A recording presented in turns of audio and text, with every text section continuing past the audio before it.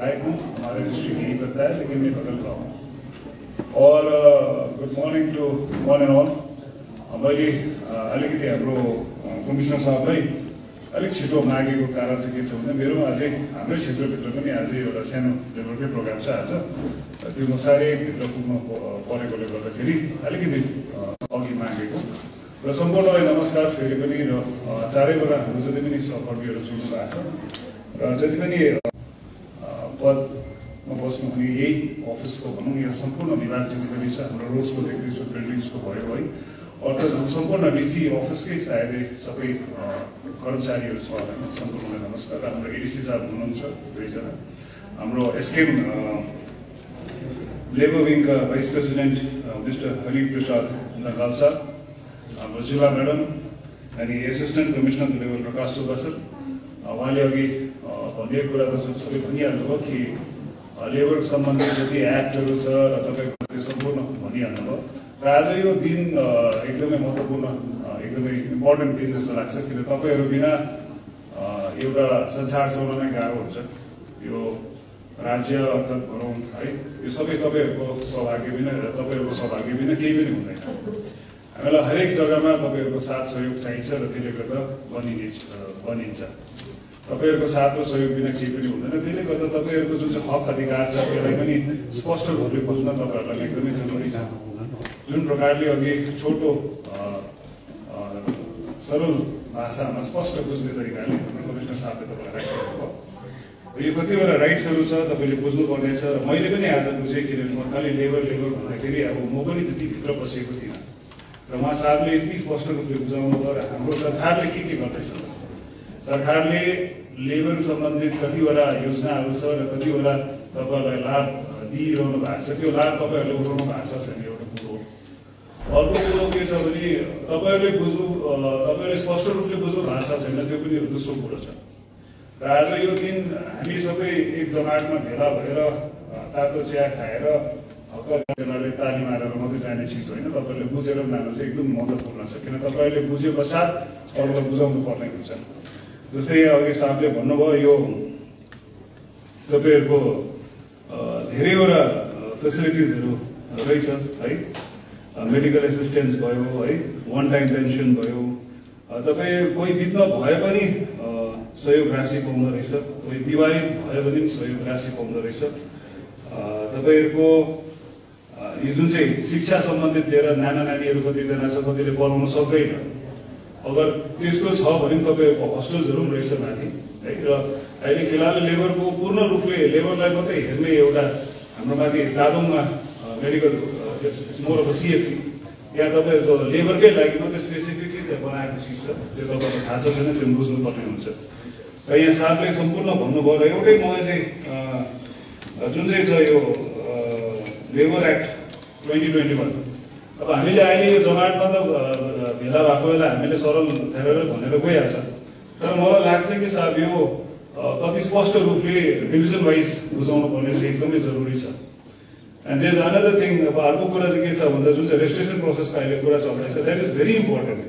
अघि साहबले भन्नुभएको छ यो एकदमै जरुरी छ। किन जरुरी छ भन्दाखेरि तपाईँहरूले नसम्झिनुहोस् कि यो अरू बोल्ने धेरै छ, नबुझी बोल्ने धेरै छ, तर बुझेर बोल्नुपर्ने चिजहरू पनि धेरै छ। रेजिस्ट्रेसन गराउँदैछ, हावाको काम हो, लाइनमा हुँदैछ भनेर गराउँदैछ, तर उहाँले भने जस्तो जति बेला तपाईँले राइट माग्नुपर्ने चिज हुन्छ, तपाईँले आफ्नो हकको कुरा लडाइँ लड्नुपर्ने हुन्छ, त्यति बेला तपाईँ रेजिस्टर्ड छैन भने त्यति बेला चाहिँ तपाईँ चुप हुन्छ। किन तपाईँको त्यहाँ हामीले के भनेर चिन्नु, साइला भनेर चिनिँदैन, तल घर काइला भनेर चिनिँदैन होइन, सरल भाषाले चिन्नु त चिन्छ होला, तर until and unless you are not registered you are invalid. तपाईँ रेजिस्टर गरेको छैन भने तपाईँ को हो। अब यसले तपाईँलाई फाइदा छ, हामीलाई के फाइदा छ, सरकारतर्फ के फाइदा छ, हामीले डेटा ट्र्याक गर्नु सक्छ। तपाईँलाई के फाइदा छ, भोलिको दिनमा जुन कार्यालयमा तपाईँ काम गर्नु हुँदैछ त्यसमा हेला होचो भयो भने तपाईँले आफ्नो आवाज उठाउँदाखेरि एउटा पूर्ण रूपले एउटा प्रमाण लिएर तपाईँ दफ्तरमा गएर तपाईँले प्रमाण बुझाएर आफूले आफ्नो लागि हक माग्न सक्ने एउटा गवाई भनौँ, अर्थात् एउटा कागज टुक्रा छ भने तपाईँले पाउन सक्नुहुन्छ। एउटा फाइदा त्यो छ तपाईँहरूलाई है। अर्को के छ भन्दाखेरि अहिले स्टेट्समा धेरै यस्तो भइसक्यो, अब यो लेबर एक्टमा तपाईँहरूलाई मात्र मैले ड्याङ्गे दोसाएको त होइन, तर कति इन्ट्रेस्टेड माइग्रेन्ट लेबर्सहरू आउँदैछ, यसमा हामीलाई थेफ्टको केसेसहरू छ, यसमा के अरे ट्राफिकिङको केसेसहरू छ। हामी धेरै घर पल्लोपट्टि एकजना हाम्रो नानी त्यो मल्लीमा जुन दिन पक्रियो, तपाईँलाई पनि थाहै होला त्यो केसको बारेमा, त्यो धेरै घरको पल्लोपट्टिको नानी हो। सो अब हामीले त्यो प्रपर रेजिस्ट्रेसन गरेर ट्र्याक गरेको भए त हामीले छिटै चाँडै पक्रिन सक्थ्यौँ, तर कति नानीहरू हाम्रो त्यस्तो हराउँदैछ because we are not being able to track it. And now when the government is doing it, जब सरकारले अब गर्दैछ यो ट्र्याकिङ रेसियोहरू बनाउँदैछ, तपाईँले पनि साथ चाहिँ दिनुपर्छ ताकि हामीलाई आउने दिनमा सजिलो परोस् भनेर। र उहाँ जति पनि कर्मचारीहरू हुनुहुन्छ कर्मचारीलाई पनि सजिलो पर्छ। र हाम्रो जुन चाहिँ अहिले यो पार्टी तर्फबाट पनि जुन चाहिँ लेबर विङको भाइस प्रेसिडेन्ट साहब बनाउनु भएको छ, उहाँ पार्टीले कतिको गर्दैछ उहाँले पनि बुझाउनुहुन्छ, किनभने हामीले त तपाईँहरूकै भलोको लागि गर्दैछ नि त। अब अघि उहाँले भन्नु हुँदै थियो जुन चाहिँ राशि पाउँदैछ, जस्तो अरू राज्यमा त्यो हिसाबको राशि पाउँदैन। हेर्नुहोस्, अब म तपाईँलाई इक्जाम्पल दिन्छु, मेरो बङ्गालमा पनि मेरो सानो साथी छ जो अहिले सभासद छ पर, उहाँहरूको झगडा हुँदै थियो, म पनि ठिक्क पुगेको थिएँ। झगडा यस्तो तपाईँसँग झगडाको मूल उद्देश्य बुझ्दाखेरि 10 रुपियाँको मात्रै झगडा भइरहेछ।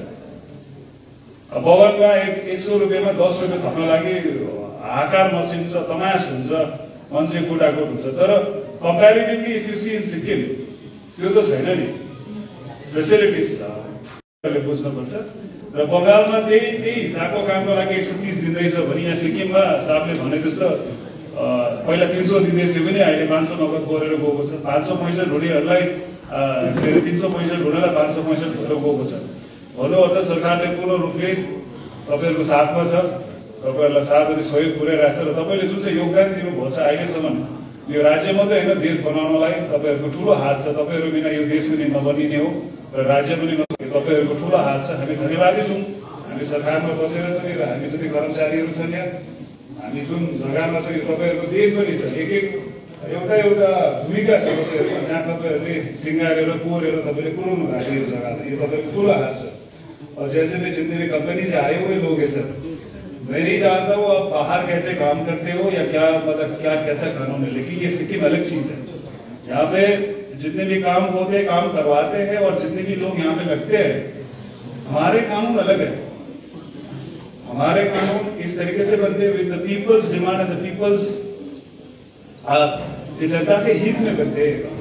जैसे मान लो आपके कर्मचारी जो हिमाचल में है वो मान लो 300 पे कर रहे हैं, लेकिन ये सिक्किम में अलग है, 500 देने का मांगता है सर। हमारे कानून इस तरीके से बना है, बन चुका है, ये देना चाहिए, रहेगा भी। और फिलहाल ही साहब ने बता रहा था कि एक आध लेबर ऐसे होते हैं जो झट से कंपनी निकाल देते हैं, वहां पे चलता होगा लेकिन यहाँ पे नहीं चलता होगा सर, यहाँ पे चलेगा भी नहीं सर। एक्सप्लेनेशन देने को है, यहाँ पे रूल बनाए हुए हैं, they have to be given a month as per the act is created। और जितने भी मैं इनको भी हर एक बार कहता हूँ, क्योंकि रेसी बेल्ट में एनएसपीसी पड़ता है, ऋत्विक है, अल्फा है, एक नया भी है, एक फ्रेंचाइजी करके, सारे कंपनी वहां पे और लोकल से काम कर रहे हैं सर। इनको भी हम बोलते रहे कि मतलब कंपनी आप लोग भी 10 तरीके 10 जगह के पानी खा के आए, ऐसे तो नहीं आए ना यहाँ पे काम करने के लिए। आपको भी पता है क्या चलता है कैसे नहीं चलता है। I been explaining them to be discipline, and discipline is very important to works in a private company. Private company में जितनी भी तपाईहरु जति काम गर्नुहुन्छ हैन, प्राइवेट कंपनीमा डिसिप्लिन एकदम इम्पोर्टेन्ट छ, किन उहाँहरु पनि धेरै हेरेर आएको हो, धेरै देश घुमेरै आएको हुन्छ। र जुन हिसाबको स्यालेरी छ, अब त्यो हामी त अस्ति पनि रिसेन्टली हाम्रो एनएसपीसी को आउनु भएको छ होला रेसीको, यो कुरालाई हामीले अस्ति हाम्रो चेयरमैन साहबलाई पनि उठाएको छौँ है। र साहबले पनि त्यति बेला क्लियर डायरेक्सन दिनुभएको छ। साहब ने हमारे सीएम साहब ने भी क्लियर बोला है, जितना सैलरी मिलना चाहिए मिनिमम वेजेस एक्ट है उसी के अंतर्गत मिलना ही है। हमने चेयरमैन साहब को भी बता दिया है। और साहब अगर आपके हमारे यहाँ लोकल काम करते हैं तो आप भी इसी हिसाब से चलिए। और हाम्रो कमिश्नर साहबलाई म भन्न चाहन्छु कि यो म्याटरमा चाहिँ अलिकति तपाईँले पनि एकखेप गएर पर्सनली भिजिट गरेर त्यहाँको लेबर्सहरूलाई पनि हेरिदिनुहोस् है, किन अस्ति पनि एउटा एकर्डेन्स आएको थियो र लास्ट सिसिएम भिजिट्स गर्दाखेरि पनि साहबले मलाई भन्नु यो नोटिस दिनुभएको छ र तपाईँले पनि लगायत हाम्रो डिसी अफिसबाट पनि एकजना मेम्बर लगेर गइदिनु भयो भने चाहिँ स्पष्ट रूपले बुझिदिनु भयो भने चाहिँ दुईतर्फ नै राम्रो हुन्छ जस्तो लाग्छ। र अब जुन चाहिँ यो अब अन्तमा जाँदैछु, अब यो डे अफ सोलिडारिटी पनि भन्छ। सोलिडारिटी अर्थात् एकता हो है, र डे अफ एडभोकेसी पनि भन्छ, वकालत हो। ती महान व्यक्तिहरू जस पनि थिए, यो जुन चाहिँ कर्मचारीको लागि लडेर आज यो दिन बनाउन पाइरहेछ, उहाँहरू बितेर जानुभयो, त उहाँलाई सम्झिने दिन हो। र जो पनि हुनुहुन्छ है, अब जस्तै इन्डियामा हो भने श्रीनगर भेलार भन्छ, उहाँले एउटा इन्डियामा फर्स्ट यो एजुकेसन स्टार्ट गरेर एउटा लेबर हिन्द पार्टी भनेर खोलेको थियो, उहाँलाई कतिले चिन्नुहुन्न। र अमेरिकन फेडरेसन अफ लेबर जसले यो आज यो लेबर डेलाई कन्ट्रिब्युट गर्नुभएको छ, दुई दाजुभाइ थियो, ती व्यक्तिहरूलाई तपाईँले चिन्नुहुन्न होला सायद। र आज उहाँहरूको पनि देन छ यो लेबर डे हामी बनाउँदैछौँ है। र सरकारमा बसेको तर्फमा म यही भन्न चाहन्छु कि तपाईँहरूलाई सम्पूर्ण सहयोग हाम्रो सरकारले दिइरहेको छ, दिँदै रहन्छ है। र जति तपाईँले पाउनुपर्ने आफ्नो हक छ, अधिकार छ, सरकारको तर्फबाट पूर्ण रूपले हामी सुन्दै पनि छौँ र दिइ पनि रहेको छौँ र दिइ पनि रहन्छ। र मेरो तर्फबाट मेरो भेग अर्थात् हाम्रो सोरेङ डिस्ट्रिक्टपट्टि point will always be there to support. हामी जहिले तपाईँको साथमा आउँछ, तपाईँको आवाज सुन्छौँ, तपाईँको गुनासो सुन्छौँ। हामी त्यसकै लागि यहाँ बनिएर आएको हो। तपाईँले हामीलाई गुनासो सुनाउनुहुन्छ, जहाँ चाहिँ हामीले गएर हाम्रो भन्दै मेरो सानो कुरा यहाँ राख्न चाहन्छौँ। Thank you so much.